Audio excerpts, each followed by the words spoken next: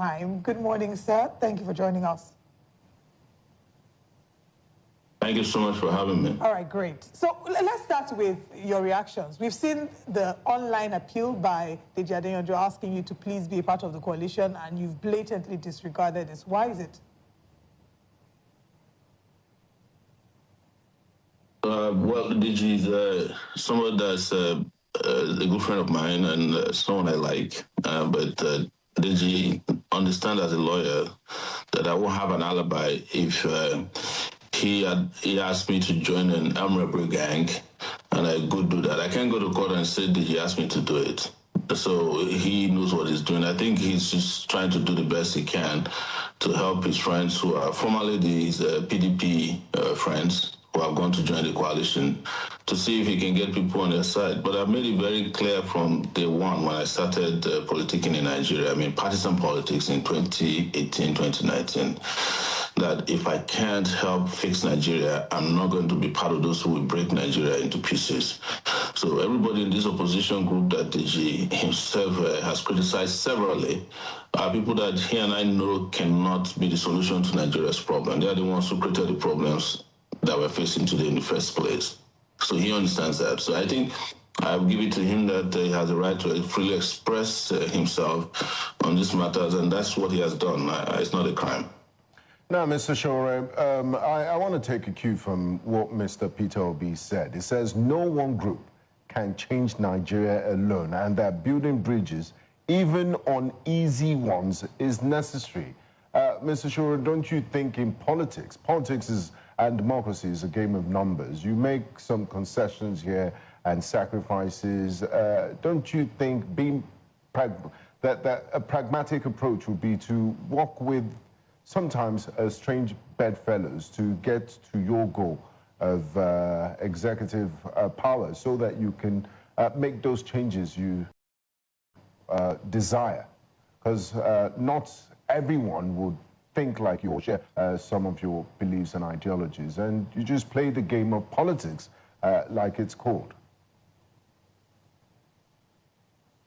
Well, first, Peter Obi would not be my ideal philosopher, so I don't know why you are quoting what he said to me. But the truth is that Nigeria has been at this for 65 years of politics of compromise, of strange bedfellows, and very unprincipled characters.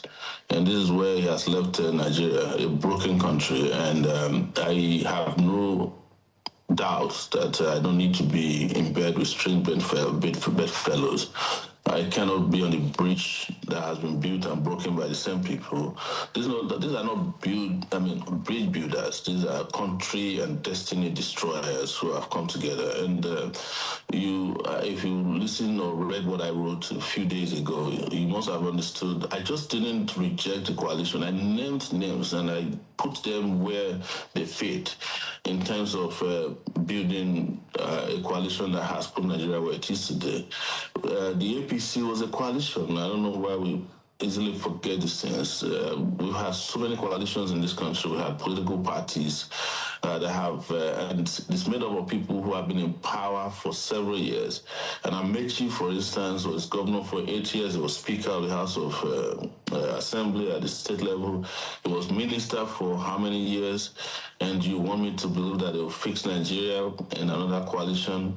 And people like Malami, the Minister of Justice in this country for 8 years. Peter Obi himself was governor of a state for 8 years. They did nothing. Atiku was a vice president of this country. So this whole excuse or alibi that it is necessary to cover your nose and be in bed with terrible people so that you can fix a country that they broke. And the only thing these people know how to do is to destroy countries. Like I've said, just like you have cattle rustlers destroying certain part of the north, you also have destiny rustlers, and then this coalition and the existing coalition that is the ruling party now. And Nigerians forget so quickly. Now, these same characters were the ones that formed this coalition that we're still grappling with. That's the APC.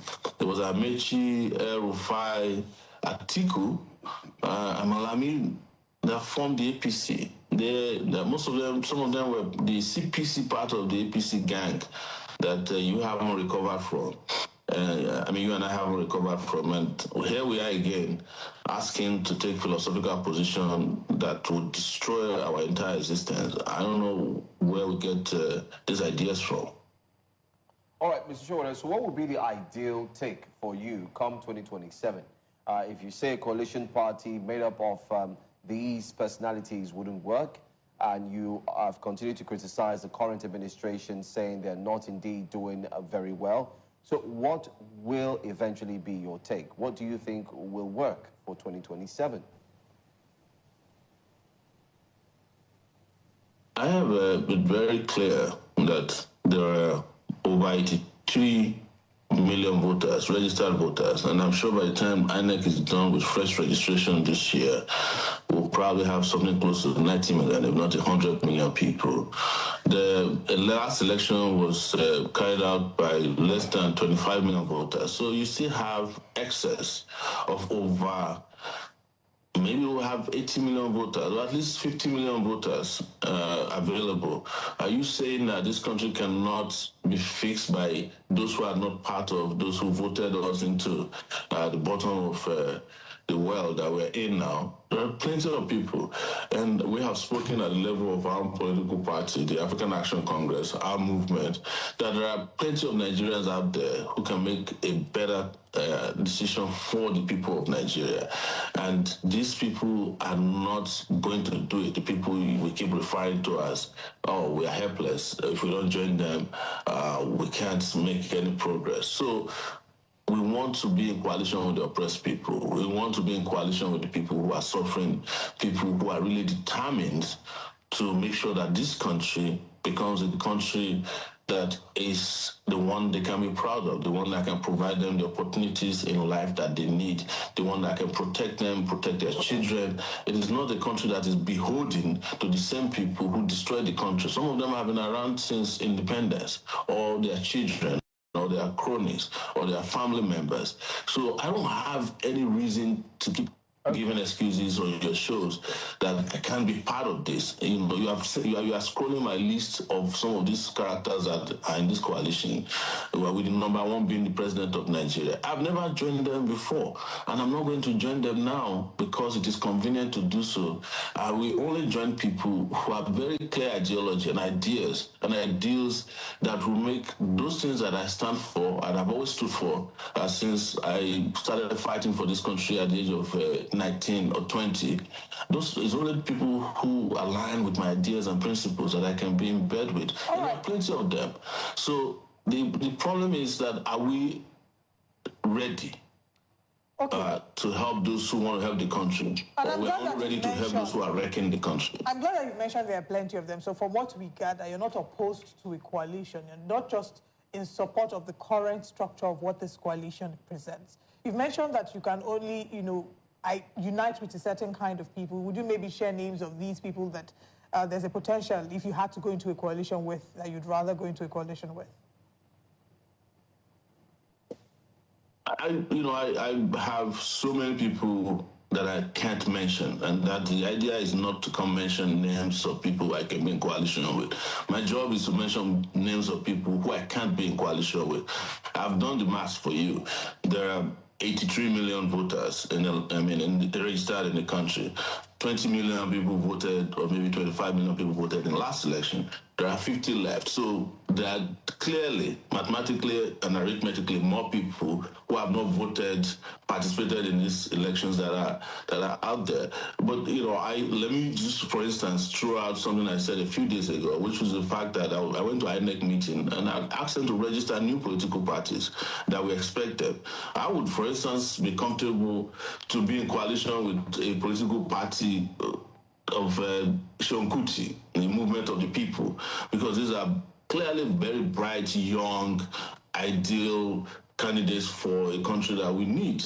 I will be in coalition with the political party of a party formed by former Gani Fawemi. The Socialist Party of Nigeria is out there. There are a lot of political parties that are seeking registration that have not been registered, that we can be in coalition. But most importantly, we don't necessarily have to use the word coalition, because politicians are banding around the word coalition, which is their convenient way of fooling people whenever election seasons are approaching. So whether you call it coalition, whether we are joining hands, whether we are communing, whichever way you want to call it, it is up to Nigerian people to join a different coalition that is particularly different and, follows a different trajectory for the one that we are seeing of these people that I call jokers. Now, Mr. Sowore, I do appreciate your analysis and you breaking it down that there's a huge bulk of voters out there that are not affiliated to the ruling party or the opposition coalition as currently constituted. There are lots of young Nigerians there that are not happy with the current system and don't even want to see any establishment politicians in any group or settings. But let's talk about the practicality of it and the current political arena in Nigeria. Currently, there's a very huge part that money plays. How do you intend to mobilize and sensitize this millions of Nigerians that, look, this is the alternative, this is the third force, this is the way to go in practical terms? And how do you dislodge these career establishment politicians that have been part of the system since 1999 and way back? And also the issue of poverty, weaponization of poverty. We do know how the current economic situation is in the country. Are you confident that you could speak to a person and that person will decide not to sell their vote and do what is right for them? Those are my questions. Well, I have to say this, and I'll humbly present this before you and Nigerians, that it is not going to be just my job. I don't have a magic wand to make people decide that they don't want to suffer anymore. I don't have a magic wand to turn people away from selling their votes. But we can all work together to bring about a consciousness to say to people, look, enough is enough of suffering, of being decimated by these characters politically. Enough is enough of being second-class citizens in your own country. We could say that to people. With regards to money, money is the only currency they know. But even if anything is out there now, is that there's a different level, or there are different levels of money. It's no longer what the political class is used to. And there's a currency that we need to use, and that is to appeal to everybody that, yes, you can sell your votes, but whenever you sell your vote, you know what has happened to you. There is also enough evidence to show that people who sold their votes are not doing better than people who didn't sell their votes or people who didn't even vote at all. So it is a consciousness campaign that we must all engage in, and that's what I've been doing probably my entire life, but I've intensified. And there's an opportunity now, having seen what is presented by the political class, there's an opportunity now for Nigerians to look at what they presented and for them to also decide to follow what we have presented or what is ideal for them. Because if they don't, well, you already know what will be the outcome of this character that you're seeing here lined up. And I want to also mention quickly, and this is not digressing, that if you look at this hall, in front of you, you cannot find anybody that represents 70% of the Nigerian population. That is the young people who are below the age of 35. All of these people are in their 70s, 80s, some of them you don't even know their age, you don't know their pedigree. They are the ones sitting down here making you feel like they represent you when they never represented you when they were in their 20s. They will never represent you when they're 80. These are a bunch of unpatriotic, very greedy, selfish, very wicked set of Nigerians that the worst of the characters you can see are here in this hall, and they're also in the other political party known as the APC. So, and I can also guarantee you that some of these people will still go back to the APC, by the way, before the end of the election, because they don't have a daytime job. This is what they do, just hustling and moving around trying to find what to eat and what they can sell, which is first and foremost their conscience. So, and at the end of the day, the people who are selling their votes will just get crumbs out of all of this. So it is everybody's duty. This is not just about Sowore or, even political parties. It's about your survivor. It's a life and death issue. And the urgency of now is upon us to change direction. These people came out very early, and I'm happy about it. They came out early now. You can access them, you can see them. And by the way, even some of our friends who were misdirected last time, I already also created. I saw Charlie Boy. If you read what Charlie Boy wrote, who's a friend of mine, you understand that maybe the consciousness is coming upon him as well. Although you can't trust how long that will last. Even Dati, who was the deputy to Obi, because you're mentioning Obi a lot, I said it even during an interview yesterday that the people who are in this coalition are not they are not even the third 11. These are third-rated, selfish and patriotic politicians who cannot bring about the narrative, who cannot change the narrative and change the country the way we want it to be fundamentally changed. People are making these comparisons, but of course, we all have a duty, including those of you in the studio, to not also ensure that the reasonable voices or the voice of reason are drowned by the hubris that has been presented by these guys. And I'm sure that a lot more people are realizing that we've made these mistakes too many times and it's time to change course. Before now, you've alleged that, and you stated that all opposition parties in Nigeria, except the AAC, are being influenced and manipulated by the APC. What we've seen, however, in the past few weeks has been a lot of movement. First, it was a lot of people moving from the PDP to the APC, and all the other parties, the Labour Party inclusive. But now that the coalition has emerged, there are going to be some fresh movements as well. Like we say, political transfer window season is upon us. Do you have concerns about the stance or the position of the AAC and the ability of this to sort of shake your standing? No, I don't have, you see, we should look at the AAC as a political party and you look at the other political parties and you will notice that since the end of the 2003 election and 2023 election, you can't find a single person, not a single person in the AAC who has jumped ship. We're not a party of carpetbaggers or gerrymanders who wake up, in one uniform by the time they go to bed and wake up the next day, they're in another political party. I am not saying that 100% there may not be somebody in AAC who might be ideologically confused, who can do something wrong. I'm not saying that, but the majority of our party members are very committed.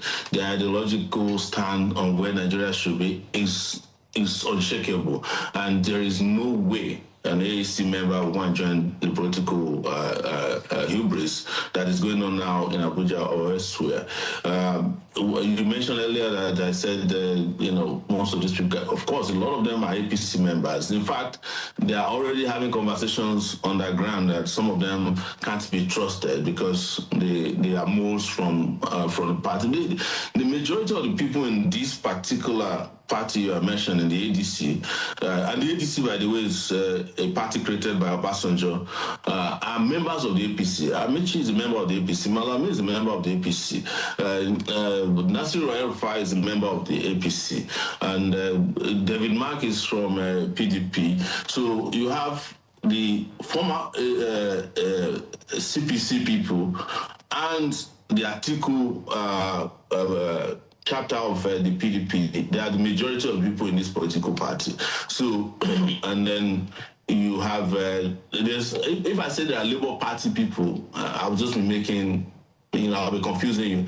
Most of the people who went to Labour Party with Peter Obi are former PDP people, they are former Atiku people. Obi himself was Atiku's deputy in 2019. So the Labour Party, as I usually describe them, is an Airbnb. It's a short renter, and their tenure or their rent has expired, and they probably haven't succeeded in renewing. So, and you know that so many people that also jumped ship recently from National Assembly, in the Senate and the House of Representatives are members of the Labour Party. So these guys, because there was never really a Labour Party in the sense of it. The Labour Party was just a special purpose vehicle that was used to confuse people in 2023. And as soon as they won the election, everybody headed back to where they belonged, their habitat, their natural habitat. Now, Mr. Sowore, if you put down the CVs of everybody that is part of the new coalition, you will notice that they've been in one form of official position or the other, political position in the history of Nigeria. And they've cross-carpeted, they've been one-time PDP or APC or both ways. And if you also do the same for the ruling APC, you see that they are very politically involved. But there's a generation of Nigerians, young Nigerians, conscious Nigerians that are yearning for a real change, not a change of former politicians or politicians that have a bone to pick with the ruling APC and want to just grab power for the sake of power. How do you reach out to those Nigerians? Are there all the political parties with the thinking of the AAC too? Because you did mention that it's nice that they came out this early before the election, so everybody knows what they're dealing with. So there's still time. Are you hopeful that you and people that are like-minded might come up with a third force and say, look, we're not doing politics as usual, we're different? Are you thinking towards extending hand of fellowship to Nigerians that just don't want to deal with parties that have been involved in bringing us to this present state? Yes, but let me also make the distinction between political parties and political ideas or political interests. A lot of people who may be interested in change don't necessarily want to join political parties. That's what I've discovered about Nigerians. They are very unique in that regard, and that is why probably Nigerians, and I use soccer, football as an example. Nigeria is the only country that I know of that if they present a group of persons to go and play soccer in any competition and they're not doing well, they will start supporting the team that is doing well. And that is what they need to bring to bear on 2027. And it has, for me, I don't even believe that we need to wait till 2027 because I'm a revolutionary. I think this whole idea of being subjugated and oppressed will end today, the next hour. But for those who feel like, they want to act according to the calendar dictated by the political ruling parties, I want to say to you that you don't actually have to join the political party. You can decide what you need is a voter card. And the moment you have that, you can vote for whomever you want as long as you are conscious. But I must say this, that even the mentality of the average Nigerian youth that we talk about, the legendary Nigerian youth, must change. If their ambitions are limited to becoming special assistants and supervisors and special advisors to these failed people, then there's no way they can get the kind of change they want, no matter how conscious they are. That consciousness must be matched with an ambition that is unrivaled and that must be futuristic and competitive. Anything less than that is going to put them back to where they used to belong. These people understand Nigerian youth. They know they're vibrant. They know they're very competitive. They understand that. They understand the world, that they are dynamic. All right. But they also understand that they can be very complacent and they can be very confused, and that sometimes they don't have clear ambition. That is why you see them always saying, oh, nobody can defeat the old order. The old order has already defeated itself by its own performance and by its own history of lack of performance and its own, backwardness. You just need to organize. So, but to go straight to your question, I'll say, yes, I'm open and we're reaching out to a lot of people, especially very young, vibrant, dynamic people, or even older, very conscious Nigerians, wherever you may be. Please, if we can't reach you, reach out to us. We're willing and ready to work with you to make this country just change once and for all. And for those of you who rely solely on hope, let's just tell you that hope is not a strategy. It has to be action. All right, Mr. Sowore, we're wrapping up this conversation now, but before we go, are you equally going to be running for 2027, and who would be your running mate? No nobody can pigeonhole me as far as running in 2027 is concerned. As I've always responded to you, I'm always running, and I never stop running until we get to the place that we need to be, until we win. So I'm running, but I'm not responding to this as a response to your question, but I'm just running for human rights. I'm running for the betterment of the country. I'm running for prosperity. I'm running for progress and peace for Nigeria and Africa, the Black race, and the world. So you just don't worry. When I'm ready to make the particular announcement that you are looking for, I would let you know. You guys are my friends, and we're not that far away from each other. So I'll let you know. But for now, let's focus on just what is important, which is to get our country back. Do you have faith in the decision to run? I'm not a faith-based person. If I'm going to run, I'll just announce when I'm ready.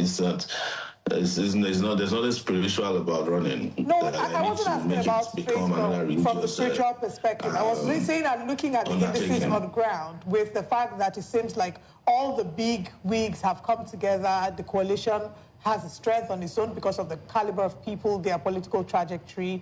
Some would argue that you have to go office. So I'm asking, do you believe that even as you're running, with your decision to run, that you will win the 2027 elections? Or do you think that, from what it is, you're running because you know that that is the right thing to do, not necessarily because you believe that you will move and that INEC will, respond to what the polls are reflecting?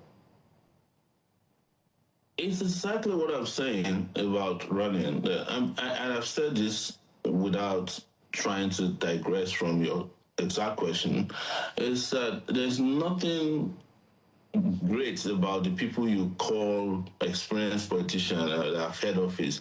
They've head office for how many years now? I mentioned one that has head office from, if you add 8 to 8, that's 16 years. Amechi, Erufai did 16 years. What did they give you? All these experienced politicians that you keep hyping and promoting, they have nothing to offer.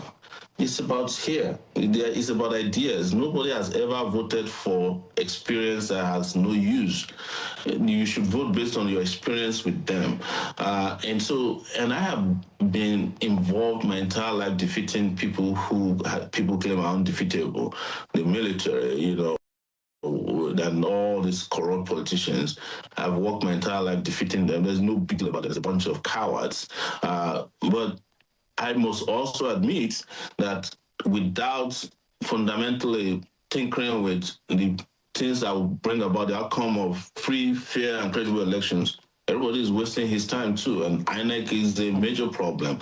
The security agencies are a major problem.